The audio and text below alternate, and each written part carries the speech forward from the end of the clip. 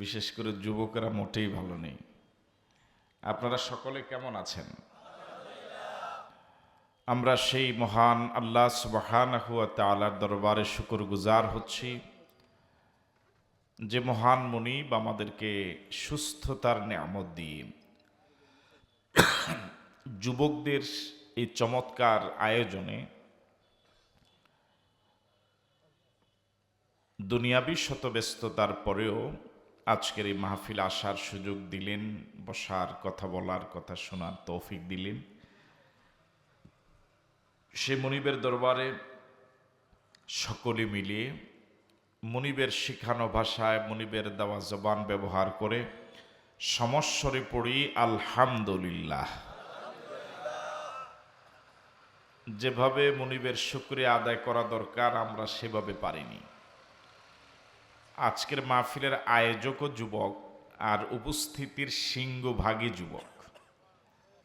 উপস্থিতির দিকে মাঠে নজর করলে এই মাহফিলে বুড়া আছে বুঝাই যায় না।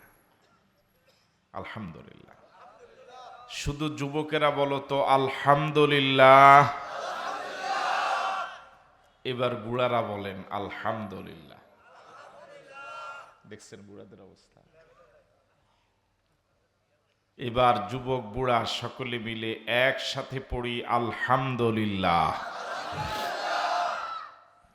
রাসূল করিম সাল্লাল্লাহু আলাইহি ওয়াসাল্লামের প্রতি দরুদ, যিনি আমাদের প্রিয় নবী, সর্বকালের সর্বযুগের সর্বশ্রেষ্ঠ নবী, যার আগমনে পৃথিবী ধন্য হলো, এ ধরা পরিপূর্ণ হলো, পথ হারা মানুষগুলো সঠিক পথের দিশা পেল, জাহান্নামী মানুষগুলো জান্নাতের সন্ধান পেল। সে নবীর প্রতি দরুদ পড়ছি, যার প্রতি একবার নিয়মতান্ত্রিক দরুদ পড়লে আল্লাহ রাব্বুল আলামিন 10টি সগীরা গুনাহ মাফ করে দেন, 10টি রহমত বর্ষণ করেন, 10টি মর্যাদা বাড়িয়ে দেন। সেই রাসূলের প্রতি দরুদ পড়ছি, যে রাসূল আজ থেকে প্রায় 1500 বৎসর আগে মদিনায় একটি চমৎকার রাষ্ট্র প্রতিষ্ঠিত করেছিলেন। কোরআন মজিদ দিয়ে সে রাষ্ট্র তিনি পরিচালনা করেছিলেন। ঘোষণা করেছিলেন খায়রুল কুরুনি করনি, আমার যুগ শ্রেষ্ঠ যুগ। এই ঘোষণার মেয়াদ প্রায় 1500 বছর হয়ে গেল। পৃথিবীর মানুষ মঙ্গলে গেল, চাঁদে গেল, কত কিছু আবিষ্কার করলো, কিন্তু আজ পর্যন্ত রাসূলের সেই চ্যালেঞ্জ পৃথিবীর কোনো রাষ্ট্রপ্রধান মোকাবেলা করতে পারেনি। সে রাসূলের প্রতি আমরা সকলেই পড়ছি সাল্লাল্লাহু আলাইহি ওয়াসাল্লাম। শুহাদায়ে কেরামদের আত্মার মাগফিরাত কামনা করছি। দ্বীনের জন্য যারা জীবন দিলেন, মাজলুম হলেন, কবরে গেলেন, পৃথিবীর বিভিন্ন অঞ্চলে বিভিন্ন সময়ে, বিশেষ করে ফিলিস্তিনের জমিনে জালেম ইসরায়েলিদের বর্বরচিত নৃশংস, অমানবিক, অবর্ণনীয় নির্যাতনে যে সকল নারী, পুরুষ, শিশু, বৃদ্ধ, কিশোর অন্ধকার কবরে চলে গেলেন, মুনিবের কাছে ফরিয়াদ করি, মুনিব তুমি তাদের সকলকে শহীদ হিসেবে কবুল করো। 52 সনে ভাষার জন্য যারা জীবন দিলেন, ঈমান নিয়ে যারা কবরে গেলেন, আল্লাহ রাব্বুল আলামিন তাদেরকে জান্নাতের মেহমান করুক। ডিসেম্বর মাস বিজয়ের মাস। বিজয়ের এই মাসে আয়োজিত মাহফিল থেকে বিজয়ের বীর সেনানীদেরকে শ্রদ্ধার সাথে স্মরণ করি। 1971 সনে দেশমাতৃকার স্বাধীনতার সংগ্রামে মহান মুক্তিযুদ্ধে অংশগ্রহণ করে প্রিয় দেশ যারা স্বাধীন করে গেলেন, আজাদ করে গেলেন, মুক্ত করে গেলেন, জাতির সূর্য সন্তান বীর মুক্তিযোদ্ধা ঈমান নিয়ে যারা কবরে গেলেন, আল্লাহ রাব্বুল আলামিন তাদেরকে শহীদ হিসেবে কবুল করুক। এখনো যে সকল বীর মুক্তিযোদ্ধা ভাইরা জীবিত আছেন, আল্লাহ রাব্বুল আলামিন আমাদের সকলকে দ্বীনের জন্য কবুল করুক। আপনাদের এই গ্রামের নাম পীরযাত্রাপুর ইউনিয়ন। আপনাদের এই গ্রাম এবং এই ইউনিয়ন পীরযাত্রাপুরের জমিনে আল্লাহর যত বান্দা, যত বান্দি যারা পরিমাণ ঈমান নিয়ে যারা অন্ধকার কবর চলে গেলেন, আল্লাহ পাক সবাইকে মাফ করে দিক। আপনাদের সকলকে আন্তরিক মোবারকবাদ জানিয়ে আল্লাহর উপরে ভরসা করে আমরা কোরআন মজিদ থেকে কথা বলার জন্য চেষ্টা করছি ইনশাআল্লাহ। সুবহানাকা লা ইলমা লানা ইল্লা মা আল্লামতানা ইন্নাকা আনতাল আলিমুল হাকিম রব্বিশ শরহ লি সাদরি ওয়া ইয়াসসির লি আমরি ওয়াহলুল উকদাতাম মিন লিসানি ইয়াফকাহু কওলি। আপনাদের এই মাহফিল তাফসীরুল কোরআন মাহফিল। সে লক্ষ্যে শুরুতে আমি কোরআন মজিদের একটি বড় সূরার দুটি আয়াত তেলাওয়াত করেছি। সূরাটির নাম আলে ইমরান। এই সূরাতে আয়াত রয়েছে 200, রুকু রয়েছে 20। এই সূরার ক্রমিক নাম্বার 3। রাসূল করিম সাল্লাল্লাহু আলাইহি ওয়াসাল্লামের হিজরতের পরে নাজিল হয়েছিল, এই জন্য সূরাটি মাদানী সূরা। আমি আরেকবার বলি, এরপর আপনাদের কাছ থেকে জবাব নেওয়ার চেষ্টা করব ইনশাআল্লাহ। সূরার নাম আলে ইমরান, আয়াত 200, রুকু 20, ক্রমিক নাম্বার 3, সূরাটি মাদানী। জবাব পাওয়া যাবে ইনশাআল্লাহ? এই জবাবটা তো দেন নাই সবাই। জবাব পাওয়া যাবে ইনশাআল্লাহ? সূরার নাম আলে ইমরান। বলুন, আবার বলুন। এ বুড়া যে বলে না। সূরার নাম, আয়াত, রুকু, ক্রমিক নাম্বার। সূরাটি মাক্কি। মাক্কি না মাদানী? এবার এভাবে বলুন, কোরআন মজিদের 3 নাম্বার সূরায় কয়টি আয়াত? 20 বললো কে স্টেজ থেকে? হ্যাঁ, কোন বেড়ায় দেখছেন নি? সাথে সাথে ধরাই দিছে। আচ্ছা, তাহলে কোরআন মজিদের 3 নাম্বার সূরায় কয়টি আয়াত? ওই সূরায় কয়টি রুকু? ওই সূরাটি মাক্কি না মাদানী? এবার সবাই একসাথে বলুন, সে সূরাটির নাম আলে ইমরান। এই সূরাটির যেই দুটি আয়াত তেলাওয়াত করেছি, এই দুটি আয়াতের সাথে সংশ্লিষ্ট একটি চমৎকার ঘটনা আছে। রাসূল করিম সাল্লাল্লাহু আলাইহি ওয়াসাল্লামের প্রিয়তমা স্ত্রী উম্মাহাতুল মুমিনিনদের একজন আয়েশা সিদ্দিকা রাদিয়াল্লাহু তাআলা আনহা, ওনার কাছে একদিন হযরত আব্দুল্লাহ ইবনে ওমর রাদিয়াল্লাহু তাআলা আনহুমা জিজ্ঞেস করলেন যে, প্রিয় নবী মুহাম্মদুর রাসূলুল্লাহ সাল্লাল্লাহু আলাইহি ওয়াসাল্লামের কোন কাজটা আপনার কাছে বিস্ময়কর মনে হতো, অবাক করা মনে হতো? তো আয়েশা সিদ্দিকা রাদিয়াল্লাহু তাআলা আনহা বললেন, প্রিয় নবী মুহাম্মদুর রাসূলুল্লাহ সাল্লাল্লাহু আলাইহি ওয়াসাল্লামের জীবনের প্রতিটি কাজ, প্রতিটি ঘটনা, প্রতিটি মুহূর্তেই অবাক করার। তাহলে শোনো, একদিনের একটা ঘটনা বলি। এবার হযরত আয়েশা সিদ্দিকা রাদিয়াল্লাহু তাআলা আনহা একটা ঘটনা বলা শুরু করলেন। তিনি বললেন যে, একদিন রাসূল করিম সাল্লাল্লাহু আলাইহি ওয়াসাল্লাম রাতে আমার হুজুরে আসলেন। এ রাতে তিনি আমার হুজরায় থাকবেন। রাসূল করিম সাল্লাল্লাহু আলাইহি ওয়াসাল্লাম আয়েশা সিদ্দিকা রাদিয়াল্লাহু তাআলা আনহাকে বললেন, আয়েশা, আজকে রাতে আমি আমার আল্লাহকে সময় দিতে চাই, আমার আল্লাহকে একটু ডাকতে চাই। আয়েশা সিদ্দিকা রাদিয়াল্লাহু তাআলা আনহা বললেন, এ রাসূলুল্লাহ, আমিও আপনাকে কাছে পেতে চাই, আবার আপনি আল্লাহর ইবাদত করেন, এটাও আমি চাই। রাসূল করিম সাল্লাল্লাহু আলাইহি ওয়াসাল্লাম আয়েশা সিদ্দিকা রাদিয়াল্লাহু তাআলা আনহা বলেন, ওযু করলেন, সারা রাত দাঁড়িয়ে দাঁড়িয়ে নামাজ পড়লেন। দীর্ঘ সূরা, দীর্ঘ কেরাত, দীর্ঘ রুকু, দীর্ঘ সিজদা। গোটা নামাজেই অঝরে কাঁদলেন। চোখ থেকে শুধু পানি পড়ছে, দাড়িগুলো ভিজে গেল, বুক ভিজে যাচ্ছে। রাসূল যখন সিজদায় যেতেন, চোখের পানিতে সিজদার জায়গাটা ভিজে যেত।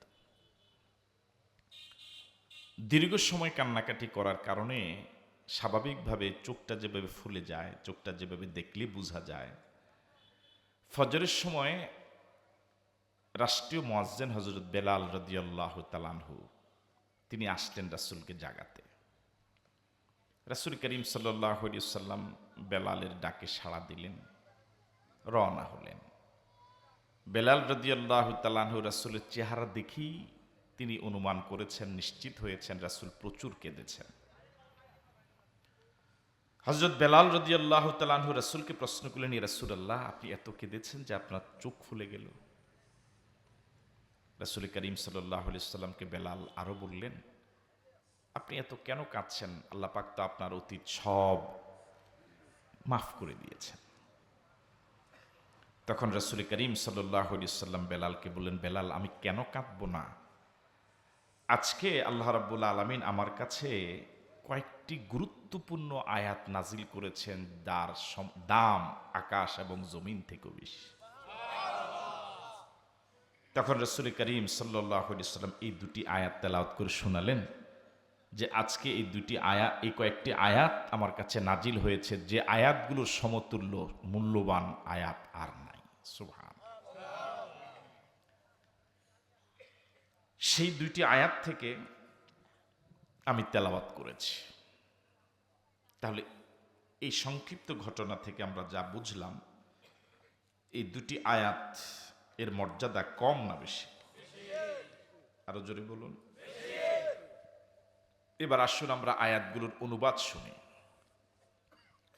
আল্লাহ রাব্বুল আলামিন বলছেন, ইন্না ফি খালকিস সামাওয়াতি ওয়াল আরদ, নিশ্চয়ই আকাশ এবং জমিন সৃষ্টির মাঝে, ওয়াখতিলাফিল লাইলি ওয়ান নাহার, রাত এবং দিনের পরিবর্তনের মাঝে, লা আয়াতিন লিউলিল আলবাব, যারা জ্ঞানবান, যারা জ্ঞানী মানুষ, তাদের জন্য অনেক শিক্ষণীয় বিষয় রয়েছে।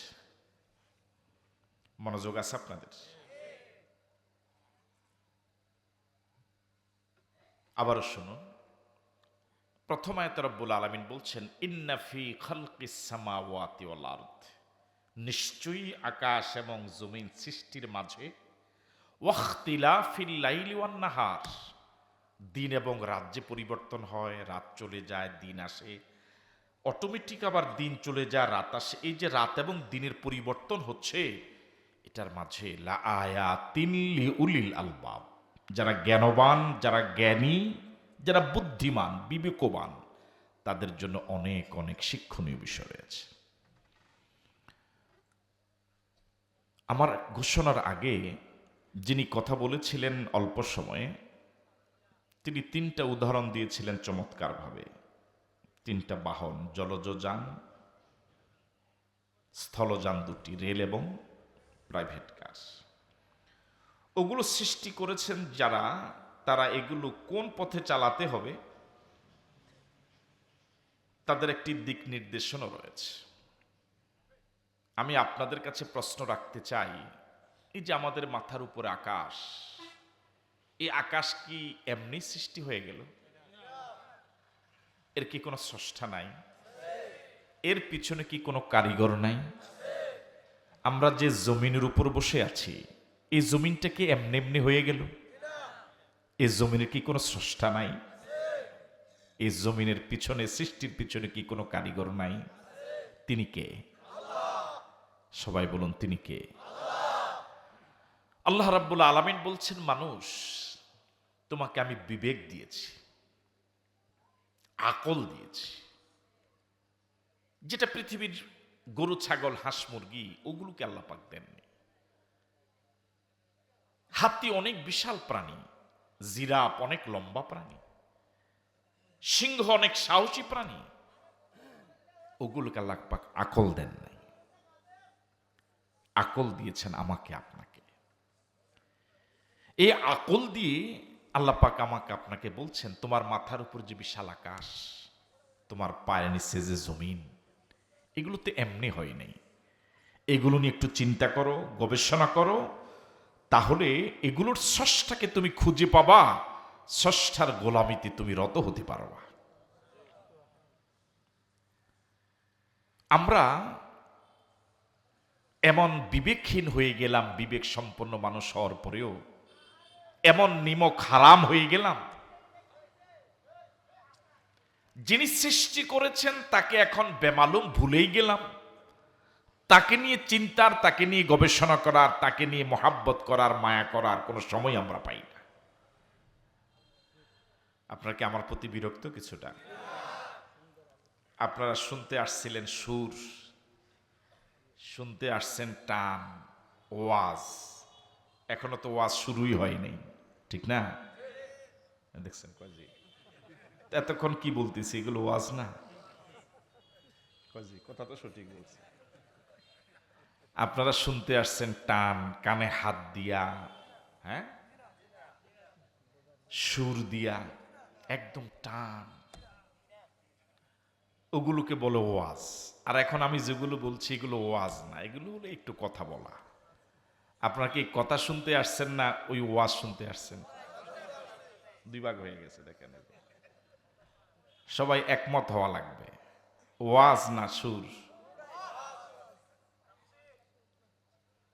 এইভাবে কথা বললে শোনা যাবে তো ইনশাল্লাহ? কিছুক্ষণ থাকা যাবে তো ইনশাল্লাহ? এভাবে কথা বললে কি বোঝা যায় না বোঝা যায় না? বোঝা যায়। সম্মানিত যুবক ভাইয়েরা, উপস্থিতি, আজকে সিংহভাগই এখানে শিক্ষিত মানুষ এবং সচেতন মানুষ। আমার কাছে আপনাদের এই দৃশ্যটা দেখে খুব ভালো লাগছে, এই কারণে এখানে অশিক্ষিত মানুষ একদম নাই বললেই চলে। বুঝদার নয় এরকম মানুষের সংখ্যা খুব কম। দুনিয়াতে মানুষ মানুষের মর্যাদা বুঝে, সে অনুযায়ী আচরণ করে, ব্যবহার করে। ওয়ার্ডের যিনি মেম্বার, একজন অশিক্ষিত মানুষও মেম্বারের মর্যাদা বুঝে। একদম অশিক্ষিত মানুষও মেম্বার এবং চেয়ারম্যানের মর্যাদার পার্থক্য বুঝে। চেয়ারম্যান অফিসে গেলে তিনি অন্তত গায়ে একটা জামা গায়ে দিয়ে যান, মেম্বারের কাছে গেলে জামা না থাকলেও চলে, এরকম একটা চিন্তা মানুষের থাকে, ঠিক নয় কি? এই লোকটাই যখন এমপি মহোদয়ের কাছে কখনো যাওয়ার প্রয়োজন হয়, যাওয়ার সুযোগ পান, চেয়ারম্যান অফিসে গেলে পরে তিনি যেভাবে কথা বলেন, যে আচরণ দেখান, মুভমেন্ট দেখান, এমপির সামনে নিশ্চয়ই তিনি সেটা দেখান না। অনুমতি না দিলে সে টেবিলের সামনে তিনি বসেনও না। এই লোকটাই যদি আবার প্রধানমন্ত্রীর অফিসে যাওয়ার কখনো প্রয়োজন হয়, যাওয়ার সুযোগ পান, তিনি তার আচরণটা, অশিক্ষিত হলেও পরে এতটুকু বুঝ তার আছে, বিবেক তিনি খরচ করেন যে এই টেবিলে চেয়ারম্যানের কাছে যেভাবে কথা বলেছি এভাবে কথা বলা যাবে না। এই পার্থক্যটাকে মানুষ বুঝে? কথা বলে না কেন? এটাকে শুধু শিক্ষিতরা বুঝে না অশিক্ষিতরা বুঝে? এই ইজ্জতের, এই সম্মানের ব্যবধানটা মানুষ হাত দিয়া বুঝে? কথা বলে না কেন? চোখ দিয়া বুঝে, বিবেক দিয়া বুঝে। কি দিয়া? তো দুনিয়ার মানুষেরা যদি দুনিয়ার এই মানুষের সামান্য পদধারী মানুষদের মর্যাদা জন্য এতটুকু ব্রেন খাটায় এবং সে অনুযায়ী আচরণ করে, আমার বয়স 50, আপনার বয়স 70 বছর পর্যন্ত দেখছি মাথার উপরে আকাশ, দেখছি পারে নিচে জমিন। কত দৌড় দিলাম, জমিন ডেবে গেল না। কত লাফালাফি মানুষ জমিনে করলো, জমিন কোনোদিন লম্বা হলো না। আকাশ ভেঙ্গে পড়লো না কোনোদিন মাথার উপরে।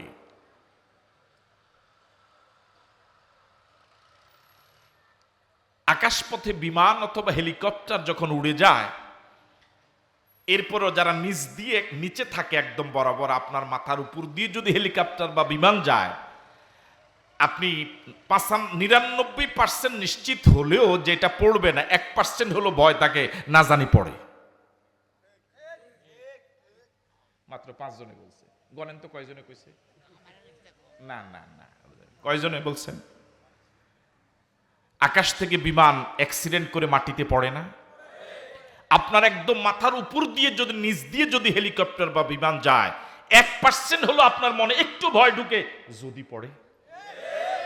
এ পর্যন্ত কি সূর্যটা কখনো, এই যে হাজার হাজার কোটি বছর পর্যন্ত আকাশে ঘুরছে, সূর্যের নিচে কোটি কোটি মানুষ, বর্তমানে 810 কোটি মানুষ চলাফেরা করে, আল্লাহর কসম করে বলি, একটা মানুষের মনেও জীবনে 1 সেকেন্ডের জন্য, 1 মুহূর্তের জন্য মনে হয় নাই যে না জানি সূর্যটা ঝরে পড়ে।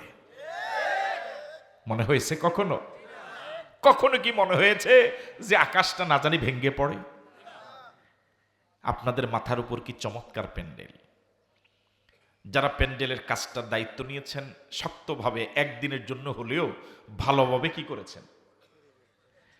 ঠিক এই অবস্থা যদি প্যান্ডেলটা এই জায়গায় 1 বছর থাকে, আজকে যেভাবে নিশ্চিত বসে আছেন যেটা মাথার উপর পড়বে না, মাত্র গতকালকে বানালো, এখনো সুতাগুলো কি আছে, শক্ত আছে। এই প্যান্ডেলটা যদি ঠিক এভাবেই যদি 5 বছর থাকে, এটার ভিতর কেউ ঢুকবে? কেন ঢুকবে না? কথা বলে না কেন? কেন ঢুকবে না? আপনি তখন মোটামুটি নয় 100% নিশ্চিত হয়ে যাবেন এটার নিচে গেলে হয়তো বাঁশ খুলে পড়বে, অথবা একটা অ্যাক্সিডেন্ট হতে পারে। মাথার উপর আকাশ এবং সূর্যটার বয়স কি মাত্র 5 বছর? এত পুরান আকাশ, এত পুরান সূর্য কখনো কি এর নিচের মানুষের মনে হয়েছে এত পুরান আকাশ, এত পুরান সূর্য না জানি কখন মাথার উপর পড়ে অ্যাক্সিডেন্ট হয়? কখনো কি মনে হয়েছে? এরপরও কি বলবেন এই আকাশ এবং এই সূর্যের পিছনে কোনো স্রষ্টা নাই? তিনি কে? আরো জোরে বলুন, তিনি কে? এই জন্য আল্লাহ রাব্বুল আলামিন বলেন, ইন্না ফি খালকিস সামাওয়াতি ওয়াল আরদি ওয়াখতিলাফিল লাইলি ওয়ান নাহার লাআয়াতিল লিউলিল আলবাব। ও পৃথিবীর মানুষ, কত কিছু নিয়েই তো গবেষণা করলে, চিন্তা করলে, গবেষণা কেন্দ্র সৃষ্টি করলে, গবেষণা সেল বানালে, আমি আল্লাহ যে তোমার মাথার উপরে হাজার হাজার বৎসর ধরে আকাশ ঝুলায় রাখলাম, তোমার পায়ের নিচে বিস্তীর্ণ জমিন সৃষ্টি করলাম, কয়দিন আমার এই আকাশ, আমার এই জমিন নিয়ে চিন্তা করেছ? যদি আমার এই সৃষ্টি আকাশ এবং জমিন নিয়ে চিন্তা করতে, তাহলে কোনোদিন আল্লাহর জমিনের উপর দিয়ে মিছিল করতাম না, ঠিক নয় কি? যদি আমার সৃষ্টি আকাশ, ওই আকাশ নিয়ে যদি গবেষণা করতে, তাহলে আমি আল্লাহর এই আকাশের নিচে থেকে কোনোদিন কোরআন সুন্নাহর বিরুদ্ধে যেতে না, আল্লাহর বিরুদ্ধে কথা বলার সাহস দেখাতে না। আমার ভাইয়েরা, কিন্তু এখন বর্তমান পৃথিবীর সিংহভাগ মানুষে আল্লাহর সৃষ্টি করা জমিনের উপরে হাঁটে, আবার আল্লাহর বিরুদ্ধে শুধু কথাই বলে না, আল্লাহকে অস্বীকারও করে, গালিগালাজও করে। বরং যারা আল্লাহকে স্বীকার করে, আল্লাহর গোলামি করার জন্য চায়, ওদের বিরুদ্ধে ওরা আবার হামলা মামলাও করে।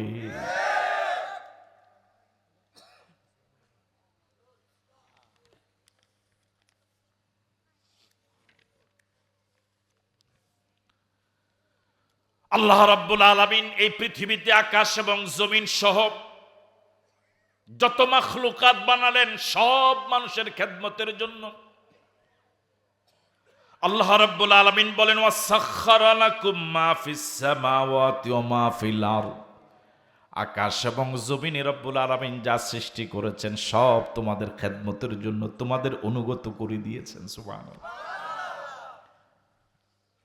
মানুষকে যদি রব্বুল আলামিন, গরুকে যদি মানুষের জন্য অনুগত না বানাতেন, মানুষ শত চেষ্টা করে একটা গরুকে জবে করতে পারত না, ঠিক নয় কি? তামাম মাখলুকাতে আমি আপনি যা দেখি আর যা দেখি না, আল্লাহ পাকের বিশাল সৃষ্টি জগতের ভিতরে আমরা যা দেখি তার সংখ্যা একেবারেই কম, যা দেখি না তার সংখ্যা অনেক বেশি।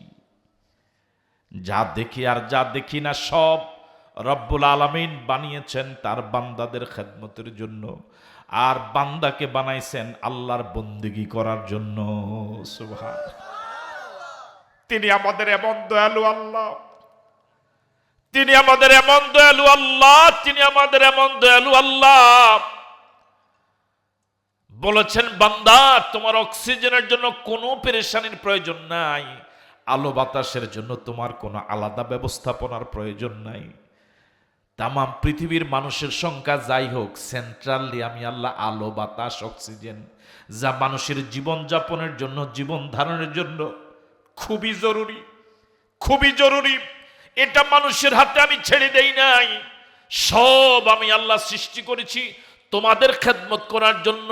আরো অবাক করার কথা হলো, এগুলো যে তোমাদের খেদমত করে কোনোদিন বিনিময়ে বেতন দেওয়া লাগবে না, বিল দেওয়া লাগবে না, অবৈতনিক খেদমতের জন্য তোমাদের জন্য সব কিছু বানালাম।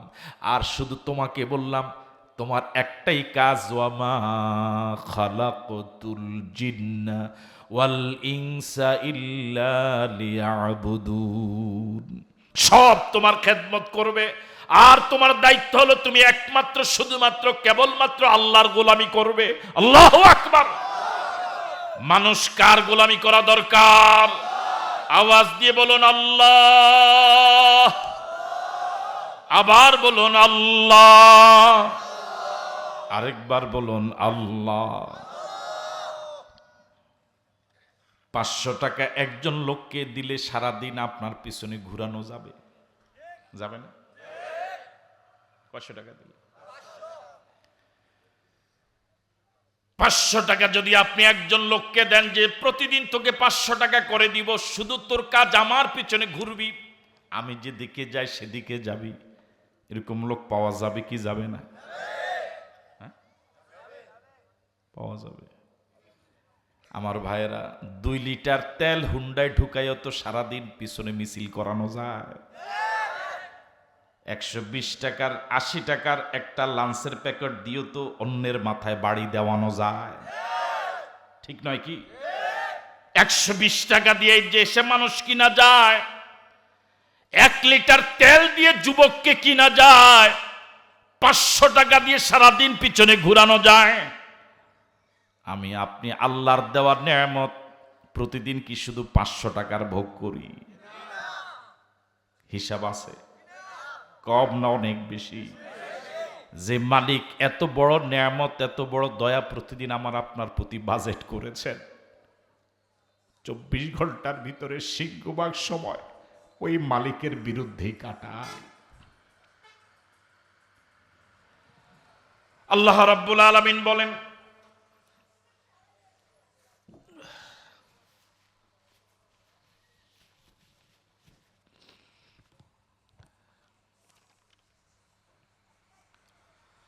ইন্না ফি খালকিস সামাওয়াতি ওয়াল আরদ ওয়াখতিলাফিল লাইলি ওয়ান নাহার লাআয়াতিল লিউলিল আলবাব।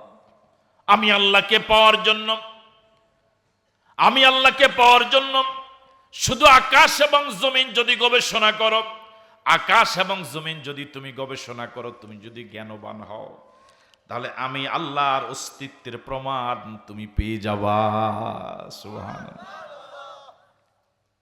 এই যে সূর্যটা দেখেন মাথার উপরে, আছেন আপনারা? বিজ্ঞানীরা এ পর্যন্ত যত গবেষণা করেছে,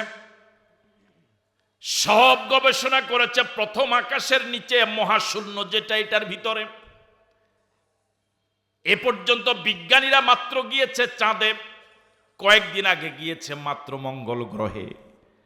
চাঁদ এবং মঙ্গল গ্রহ, এটা আকাশ যেটাকে আমরা বলি তার অনেক অনেক নিচে।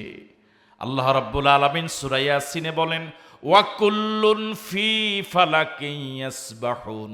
চন্দ্র, সূর্য, গ্রহ, নক্ষত্র যা আছে সব এই মহাশূন্যের নিজ নিজ কক্ষপথে বিচরণ করে।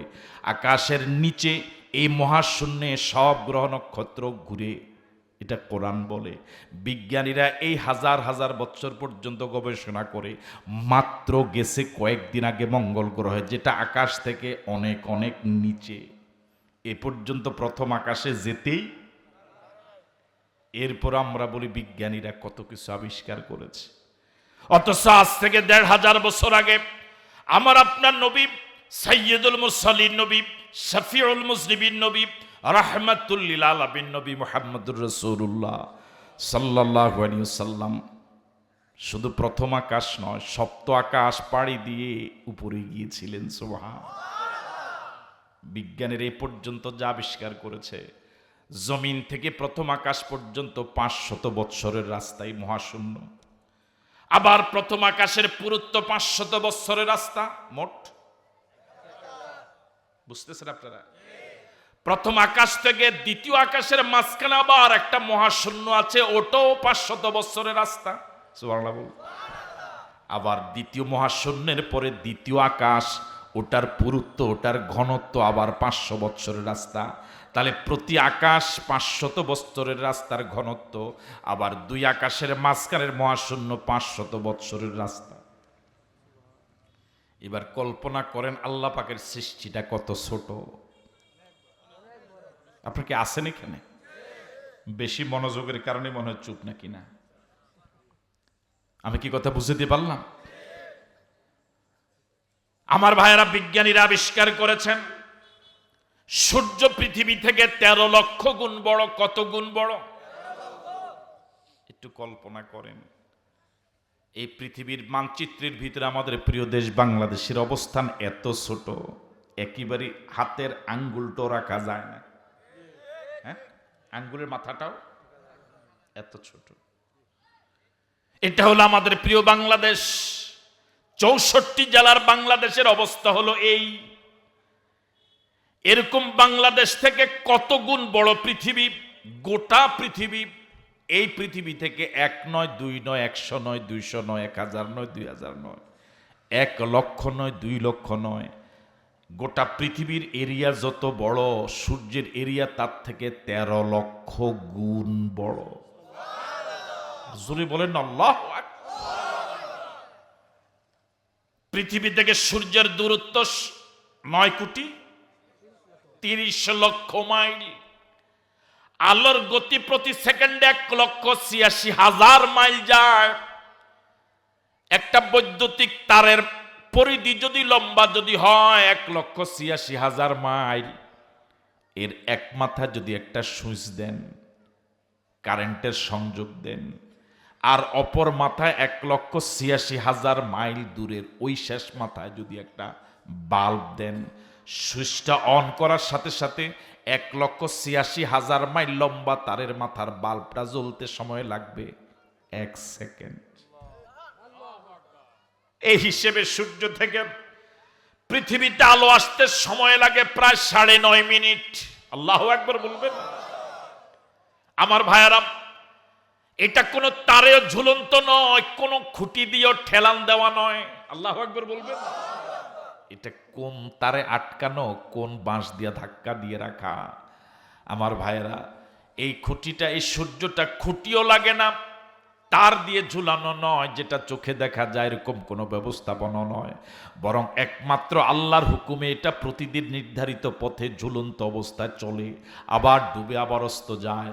এই ব্যবস্থাপনা যিনি করেন, যিনি সূর্যটাকে মাথার উপরে দিয়ে এভাবে চলন্ত হওয়ার পরেও মানুষের মাথায় ফেলে দেন না, তিনি আর কেউ নন, তিনি হলেন আমাদের আল্লাহ। জোরে বলেন না আল্লাহু আকবার। আমার ভাইয়েরা, যে সূর্যটা আমার আপনার মাথার উপর দিয়ে চলে, বিজ্ঞানীরা আবিষ্কার করে বলেছেন এই সূর্যটা যদি এর থেকে একটু নিচে নেমে যায় কোনো কারণে, কোনো দুর্ঘটনাবশত, তাহলে গোটা পৃথিবী জ্বলে শেষ হয়ে যাবে। সূর্যটা এখন যে অবস্থায় আছে এর থেকে যদি একটু উপরে উঠে যায়, গোটা পৃথিবী ফ্রিজ হয়ে যাবে। গোটা পৃথিবীকে তিনি আল্লাহ জ্বালানো না, সূর্যের প্রখরতার আগুন দিয়ে গোটা পৃথিবীকে তিনি জ্বালিয়ে ছাই করেন না, আবার নিচে না উপরে উঠিয়ে গোটা পৃথিবীকে তিনি ফ্রিজও করেন না, বরং এমন একটা সমান্তরাল পথে ভারসাম্যপূর্ণ অবস্থায় তিনি চালান, যার কারণে পৃথিবীর মানুষ জ্বলেও না, আবার ফ্রিজও হয় না। তিনি আর কেউ নন, তিনি হলেন আল্লাহ। তিনি কে? এরপরও এমন নিমক খারাপ মানুষ এমন আল্লাহকে সেজদা না দিয়ে মাজারে সেজদা দেয়। নিমক খারাপ মানুষ বানালো আল্লাহ, বানালো আল্লাহ। সূর্যের আলো যদি না হয় জমিনে ফসল হবে না, ঠিক নয় কি? কার দোয়ার আসেননি খাইলা শোনা গেছে না তো, বাকিরা কয় না। আমার ভাইয়েরা, কি অবাক করা কথা, সূর্যের কত কাজ। সূর্যের আলোর প্রখরতা, সাগরের পানিগুলো জলীয় বাষ্প হয়ে যায়। আল্লাহ রাব্বুল আলামিন এই মহাশূন্যের উপরে বরফের স্তর রেখেছেন। আল্লাহু আকবার। ওই বরফগুলো গলে পড়ে না, ওই বরফগুলো মাটির উপরে পড়ে না, সূর্যের আলোর কারণে পানিগুলো জলীয় বাষ্প হয়ে যায়, পাতলা হয়ে যায়, হালকা হয়ে যায়। এগুলো বাতাসের সাথে উড়ে ওই বরফ খণ্ডের সাথে মিশে ওইখানে পানির স্তর হয়ে যায়। আল্লাহ রাব্বুল আলামিন এক জায়গা থেকে ফেরেশতার মাধ্যমে যে জায়গা বৃষ্টি দেওয়া দরকার ওই জায়গা নিয়ে যায়। এরপর আল্লাহ পাকের হুকুমে জমিন সিক্ত হয়, মুষলধারে বৃষ্টি হয়, জমিন মৃত, জমিন জীবিত হয়।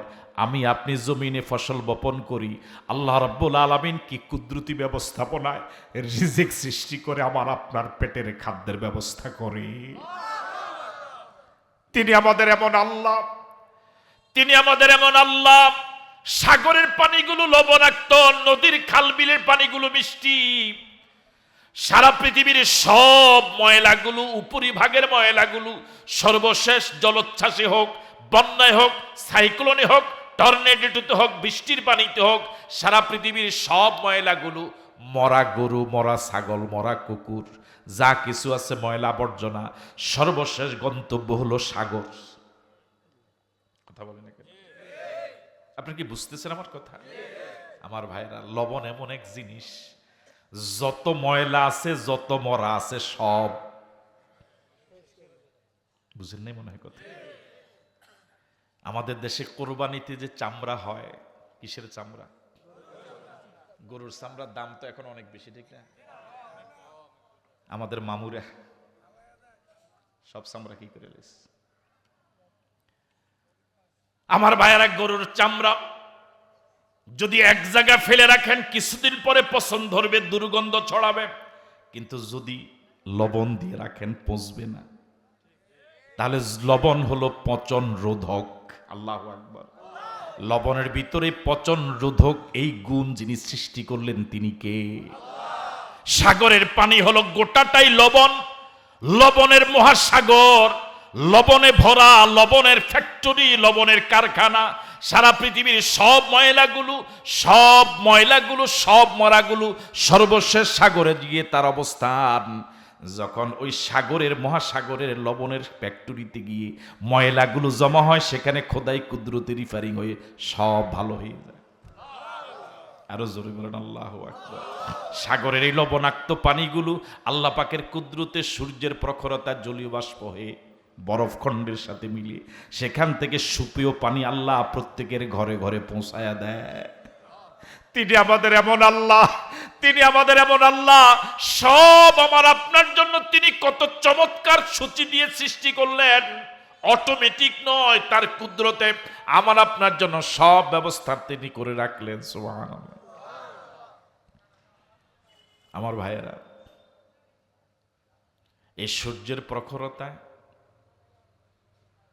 আল্লাহ রাব্বুল আলামিন আবার রাতের আকাশে চাঁদ সৃষ্টি করেছেন। কি সৃষ্টি করেছেন? আপনাদের এই পীরযাত্রাপুরের মনে হয় চাঁদ রাতে দেখা যায় না? দেখা যায়? হ্যাঁ, এই চাঁদের কারণে আল্লাহ রাব্বুল আলামিন সাগরে জোয়ার এবং ভাটার সৃষ্টি করেন। আল্লাহু আকবার বলবেন না? সূর্যের আলো যদি এক মাস যদি জমিনে না পড়ে, জমিনে ফসল হবে না। আল্লাহ রাব্বুল আলামিন সূর্যের আলো দিয়ে জমিনকে উর্বর করেন, জমিনকে ফসল উপযোগী করেন, মৃত জমিনকে বৃষ্টি দিয়া মৃত জমিনকে জীবিত করেন। রাতে চাঁদের আলো দিয়া নদীতে, সাগরে জোয়ার ভাটা সৃষ্টি করেন। কি চমৎকার ব্যবস্থাপনা! ইন্না ফি খালকিস সামাওয়াতি ওয়াল আরদ ওয়া ইখতিলাফিল লাইলি ওয়ান নাহার লাআয়াতিল লিউলিল আলবাব। এই জ্ঞান দিয়া সব বুঝলাম। কোন আলেমের বিরুদ্ধে কোন ধারা মামলা দিলে জামিন হবে না, মাথা দিয়া সেটা বুঝলাম। কথা কয় না কেন? এই যে হুজুর যে বলে এটা এখন বুঝেন না মনে হয় কথা। ও যুবক, কিভাবে ফোন দিলে, কিভাবে বারবার কথা বললো মেয়েটাকে বসে আনানো যাবে, এটা বিবেক দিয়া ভালো বুঝলা। বুঝে না? এটা নিয়ে তো অনেক গবেষণা করা লাগে। ভাই বুঝেননি কথাটা? বুঝেন না? কেটে গবেষণা লাগে। একটা মেয়েকে পটাইতে হইলে অনেক কি লাগে? অনেক গবেষণা করা লাগে। কোন রাস্তার মাথা গিয়ে দেখা করবে, কোন ফুল দিবে, কোন ঈদ কার্ড দিবে। কথা বলে না কেন? গত ঈদ কার্ডে কি লেখছিল, এবার ঈদ কার্ডে কি লিখবে, অনেক ব্রেন কি করে। সবকিছু বুঝলাম। কিভাবে বোনকে ঠকানো যায়, কিভাবে ভাইকে ঠকানো যায়, কিভাবে নির্বাচন করলে তুমি পাস করবে এটা বুঝলা। কিভাবে আঘাত করলে পরে লোকটা মারা যাবে এটা বুঝলা, কিভাবে মামলা দিলে পরে জামিন হবে না এটা বুঝলা, কিভাবে অন্যের জমিন দখলে নেওয়া যাবে, দোকান দখলে নেওয়া যাবে ব্রেন দিয়ে এটা বুঝলা, কিভাবে আল্লাহকে পাওয়া যাবে এটা কোনোদিন বুঝার জন্য ব্রেন খাটাইলা না। এরকম মানুষের সংখ্যা সমাজে কম না বেশি? এই এলাকায় নাই? দোকানে গেলে পরে এমন এমন জ্ঞানী কথা বলে, মানে গোটা দেশ তার কি বুঝ, অথচ দস্তখত জানে না, মানে এমন কথা বলে এর কোনো ব্যাপারই না। এরকম মাতবার আপনাদের এলাকায় নাই মনে হয়? না নাই। কি মাতবার, অথচ ঘরে ভাতের ফাইলা নাই, মানে তার কথা শুনলে, অথচ সারাদিন শুধু নাডামি, কার পিছনে কারে লাগাইবো, কার পিছনে কারে লাগাইবো, এটাই তার চাকরি। অথচ প্রতিষ্ঠানে যারা চাকরি করে, ব্যাংকে যারা চাকরি করে, হ্যাঁ 8 ঘন্টা 10 ঘন্টা ডিউটি করে, এত কষ্ট করে, এরপর সংসার চালাইতে হিমশিম খায়। আর এই লোক সারাদিন কোনো কাজ নাই, শুধু ভোবো করে ঘুরে বড় মাছ বাজার থেকে নিয়ে আসে।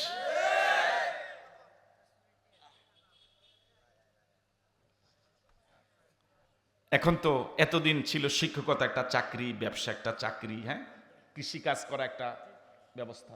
এখন যদি জিজ্ঞেস কি করে রাজনীতি করে,